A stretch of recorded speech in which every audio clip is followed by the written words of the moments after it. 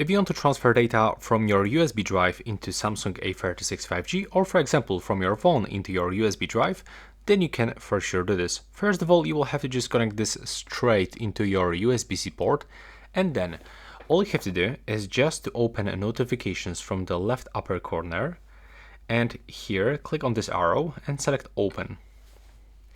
Now as you can see, we are inside USB storage, so if I want to move some files from my USB drive into my phone, I have to select everything. Just click and hold it, select everything, and now you get two options. You can move those files or you can copy them. In my case, I would like to copy them, so I have to select this one, and here I will have to click into my internal storage for sure.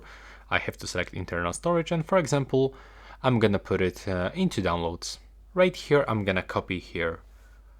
And it looks the same if you want to copy from your phone into your drive. So you have to open your files. Now select everything that you want to copy or move, select copy, and now simply select your USB drive. So that's basically it.